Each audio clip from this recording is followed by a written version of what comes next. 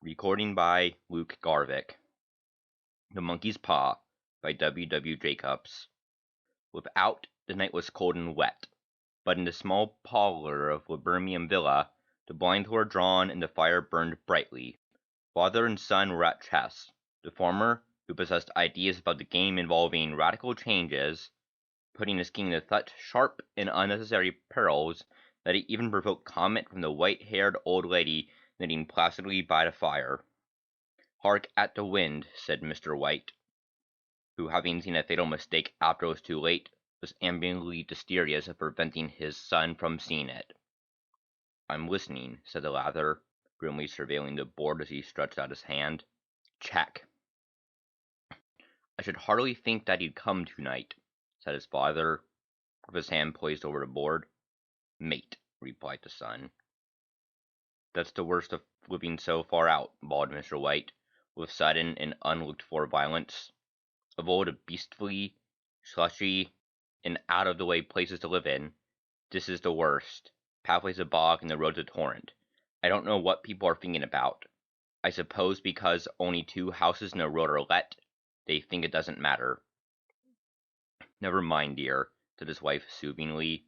"Perhaps you'll in the next one." Mr. White looked up sharply, just in time to intercept a knowing glance between mother and son. The words died away on his lips, and he held a guilty grin in his thin, gray beard. "There he is," said Herbert White, as the gate banged too loudly and heavy footsteps came towards the door. The old man rose with hospitable haste, and, opening the door, was heard condoling with the new arrival. The new arrival also condoled with himself, so that Mrs. White said, "Tut, tut," and coughed gently as her husband entered the room, followed by a tall, burly man, beardy of eye and rubicund of visage. "Sergeant Major Morris," he said, introducing him. The Sergeant Major shook hands, and taking the proffered seat by the fire, watched contentedly while his host got out whiskey and tumblers and stood a small copper kettle on the fire. At the third glass his eyes got brighter, and he began to talk, this little family circle regarding with eager interest this visitor from the distant parts, as he squared his broad shoulders in the chair and spoke of wild scenes and doughty deeds, of wars and plagues and strange peoples. 21 years of it," said Mr. White, nodding at his wife and son. "When he went away he was a slip of a youth in the warehouse. Now look at him." "He doesn't look to have taken much harm," said Mrs. White politely. "I'd like to go to India myself," said the old man. "Just look around a bit, you know." "Better where you are," said the Sergeant Major, shaking his head. He put down the empty glass and sighing softly shook it again.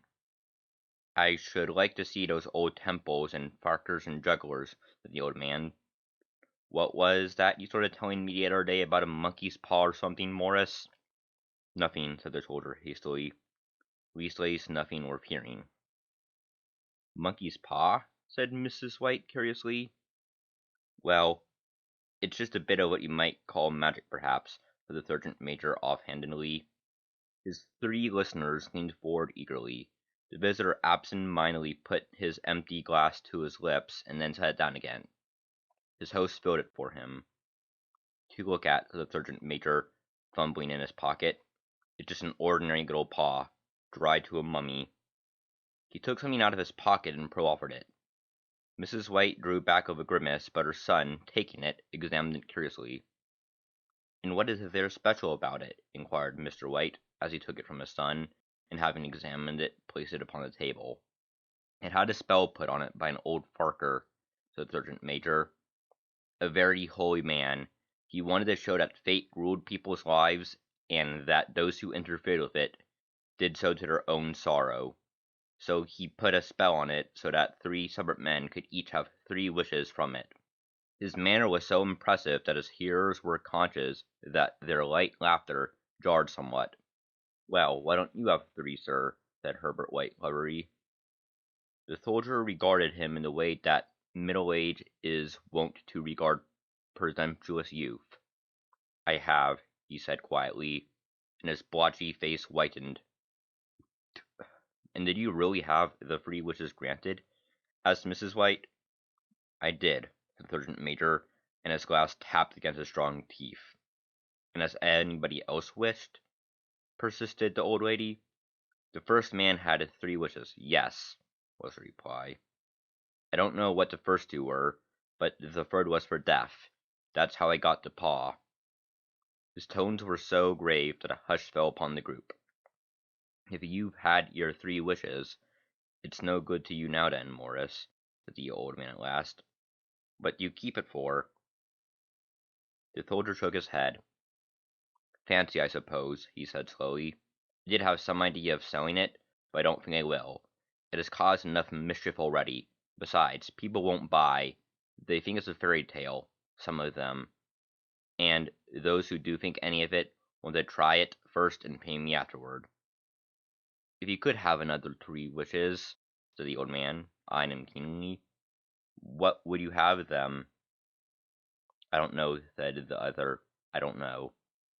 He took the paw and, dangling it between his forefinger and thumb, suddenly threw it upon the fire. White, with a slight cry, stooped down and snatched it off. "Better let it burn," said the soldier solemnly. "If you don't want it, Morris," said the other, "give it to me." "I won't," said his friend doggedly. "I threw it on the fire. If you keep it, don't blame me for what happens. Pitch it on the fire again like a sensible man." The other shook his head and examined his new possession closely. "How do you do it?" he inquired. "Hold it up in your right hand and wish aloud," said the sergeant major, "but I warn you of the consequences." "Sounds like the Arabian Nights," said Mrs. White, as she rose and began to set the supper. "Don't you think you might wish for 4 pairs of hands for me?" His husband drew the talisman from his pocket, and then all 3 burst into laughter as the sergeant major, with a look of alarm on his face, caught him by the arm. "If you must wish," he said gruffly, "wish for something sensible."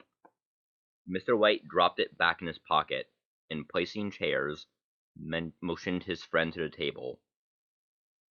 In the business of supper, the talisman was partly forgotten, and afterward the 3 sat listening in enthralled fashion to a second installment of the Soldier's Adventures in India. "If the tale about the monkey's paw is not more truthful than those he has been telling us," said Herbert, as the door closed behind their guest, just in time for him to catch the last train, "we shan't make much out of it." "Did you give him anything for it, father?" inquired Mrs. White, regarding her husband closely. "A trifle," he said, coloring slightly. "He didn't want it, but I made him take it, and he pressed me to throw it away again." "Likely," said Herbert, with pretended horror. "Why, we're going to be rich and famous and happy. Wish to be an emperor, father, to begin with. Then you can't be henpecked." He darted round the table, pursued by the maligned Mrs. White, armed with an anti-macassar. Mr. White took the paw from his pocket and nodded dubiously. "I don't know what to wish for, and that's a fact," he said slowly. "It seems to me I've got all I want." "If only you cleared the house, you'd be quite happy, wouldn't you?" said Herbert, with his hand on his shoulder. "Well, wish for £200, then. That ought to do it." His father, smiling shamefacedly at his own credulity, held up the talisman as his son, with a solemn pace, somewhat marred by a wink at his mother, sat down at the piano and struck a few impressive chords. "I wish for £200, said the old man distinctively. A fine crash from the piano greeted the words, interrupted by a shuddering cry from the old man. His wife and son ran toward him. "It moves," he cried, with a glance of disgust at the object as it lay on the floor. "As I wished, it twisted in my hand like a snake." "Well, I don't see the money," said his son, as he picked it up and placed it on the table. "I bet I never shall." "It must have been your fancy, father," said his wife, regarding him anxiously. He shook his head. "Never mind, though, there's no harm done, but it gave me a shock all the same." They sat down by the fire again, while the 2 men finished their pipes. Outside, the wind was higher than ever, and the old man started nervously at the sound of a door banging upstairs. A silence unusual and depressing settled upon all three, which lasted until the old couple rose to retire for the night. "I expect you'll find the cash tied up in a big bag in the middle of your bed," said Herbert, as he bade them good night, "and something horrible squatting upon the top of the wardrobe, watching you as you pocket your ill-gotten gains." He sat alone in the darkness, gazing at the dying fire, and seeing faces in it. The last face was so horrible and so man that he gazed at it in amazement. It got so vivid that with a little uneasy laugh, he felt on the table for a glass containing a little water to throw over it. His hand grasped the monkey's paw, and with a little shiver, he wiped his hand on his coat and went up to bed. In the brightness of the wintry sun next morning, as it streamed over the breakfast table, he laughed at his fears. There was an air of prosthetic wholesomeness about the room, which it had lacked on the previous night, and the dirty, shriveled little paw was pitched on the sideboard with a carelessness which betokened no great belief in its virtues. "I suppose old soldiers are the same," said Mrs. White. "The idea of our listening to such nonsense! How could wishes be granted in these days? And if they could, how could £200 hurt you, father?" "Might drop on his head from the sky," said the frivolous Herbert. "Morris said the things happened so naturally," said his father, "that you might, if you so wished, attribute it to coincidence." "Well, don't break into the money before I come back," said Herbert, as he rose from the table. "I'm afraid I'll turn you into a mean, avaricious man, and we shall have to disown you." His mother laughed, and following him to the door, watched him down the road, and returning to the breakfast table, was very happy at the expense of her husband's credulity, all of which did not prevent her from scurrying to the door at the postman's knock, nor preventing her from referring somewhat shortly to the retired sergeant major's of bibulous habits when she found that the post brought a tailor's bill. "Herbert will have some more of his funny remarks, I expect, when he comes home," she said as they sat at dinner. "I dare say," said Mr. White, pouring himself out some beer, "but for all that, the thing moved into my hand. That I'll swear to." "You pause it did," the old lady said soothingly. "I say it did," replied the other. "There was no thought about it. I had just— What's the matter?" His wife made no reply.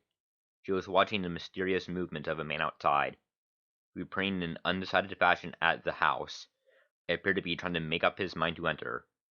In mental connection with the £200, she noticed that the stranger was well dressed, and wore a silk hat of glossy newness.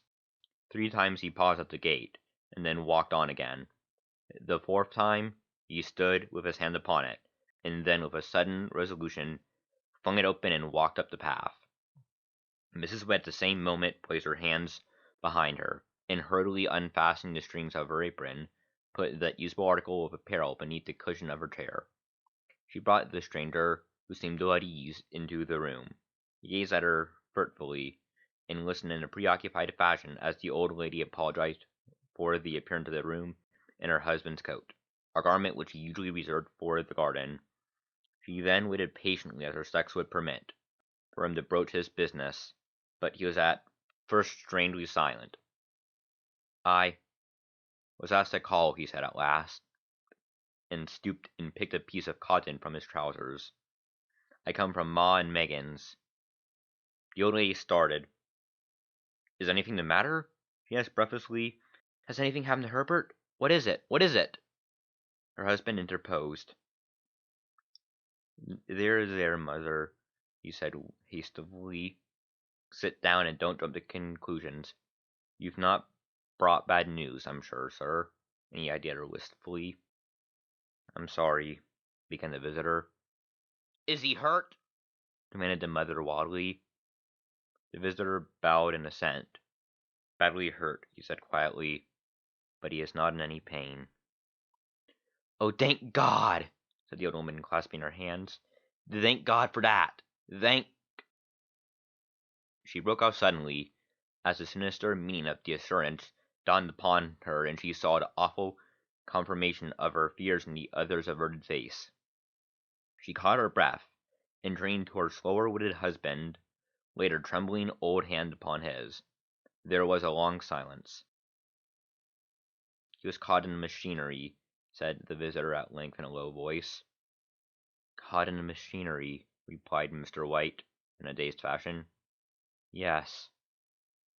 He sat staring blankly out the window, and taking his wife's hand between his own, pressed it as if he had been wont to do in their old courting days nearly 40 years before. "He was the only one left to us," he said, turning gently to the visitor. "It is hard."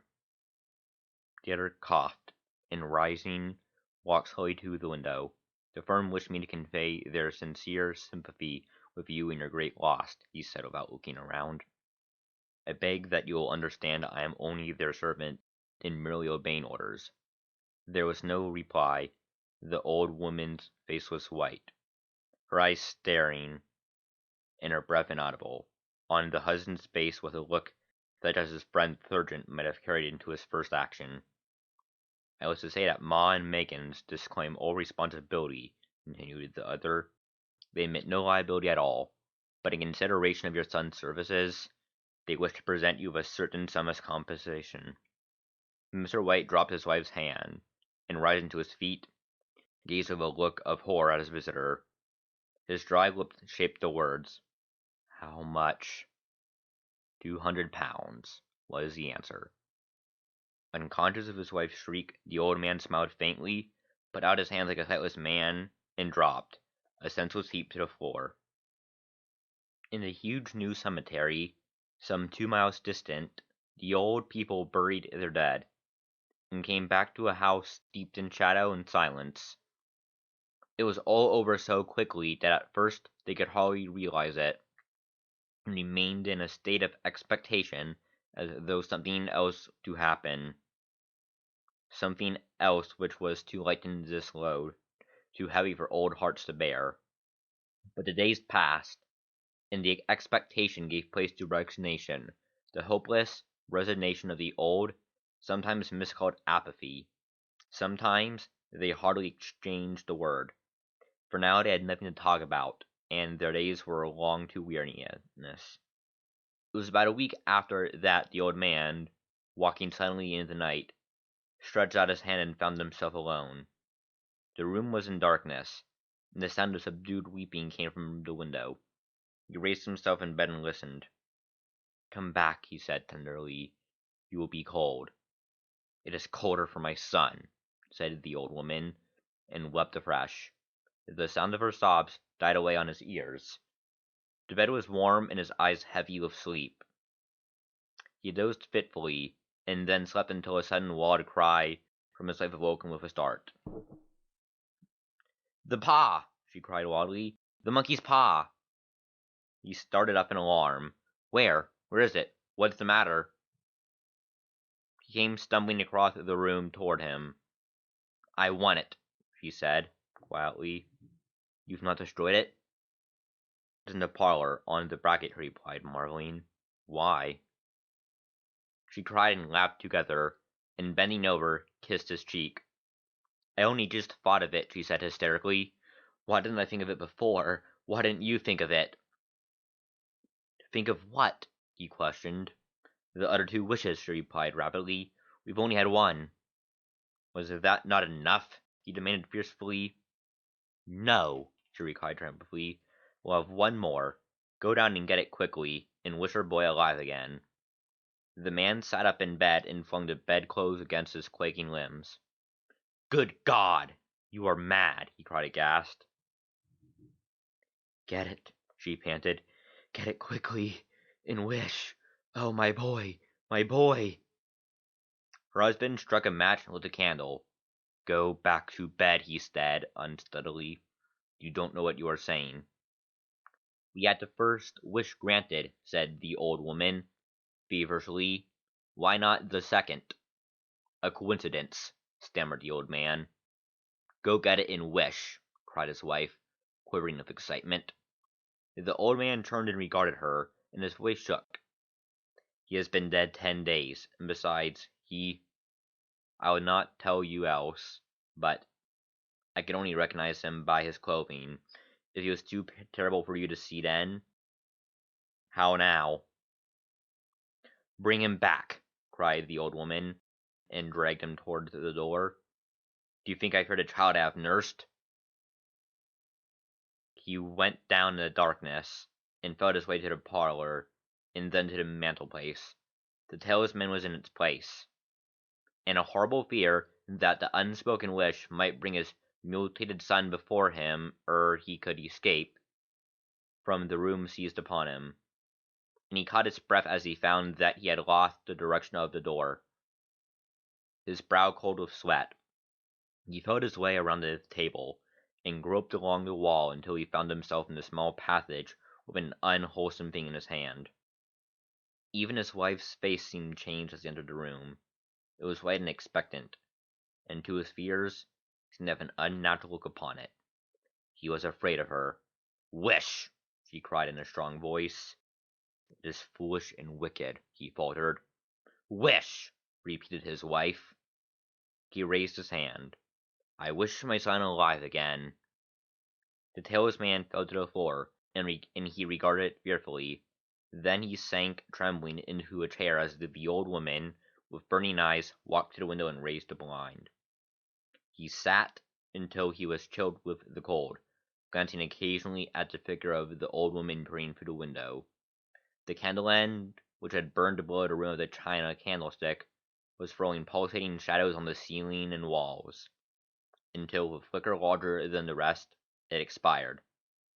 The old man, with an unspeakable sense of relief at the failure of the talisman, crept back to his bed, and a minute or two afterward the old woman came silently and apathetically beside him. Neither spoke, but lay silently listening to the ticking of the clock. A stair creaked, and a squeaky mouse scurried nervously through the wall. The darkness was oppressive, and after lying for some time screwing up his courage, he took the box of matches, and striking one, went downstairs for a candle. At the foot of the stairs the match went out, and he paused to strike another, and at the same moment a knock, so quiet and stealthy as to be scarcely audible, sounded on the front door. The matches fell from his hand and spilled in the passage. He stood motionless, his breath suspended until the knock was repeated. Then he turned and fled swiftly back to his room and closed the door behind him. A third knock sounded through the house. "What's that?" cried the old woman, starting up. "A rat," said the old man in shaking tones. "A rat. It passed me on the stairs." His wife sat up in bed listening. A loud knock resounded through the house. "It's Herbert!" she screamed. "It's Herbert!" She ran to the door, but her husband was before her, and catching her by the arm, held her tightly. "What are you going to do?" he whispered hoarsely. "It's my boy! It's Herbert!" she cried, struggling mechanically. "I forgot it was 2 miles away. What are you holding me for? Let go! I must open the door!" "For God's sake, don't let it in!" cried the old man, trembling. "You're afraid of your own son," she cried, struggling. "Let me go! I'm coming, Herbert! I'm coming!" There was another knock, and another. The old woman, with a sudden wrench, broke free and ran from the room. Her husband followed to the landing, and called after her appealingly as she hurried downstairs. He heard the chain rattle and the bottom bolt drawn slowly and stiffly from the socket. Then the old woman's voice, strained and panting. "The bolt!" she cried loudly. "Come down! I can't reach it!" But her husband was on his hands and knees, groping wildly on the floor in search of the paw. If he could only find it before the thing outside got in!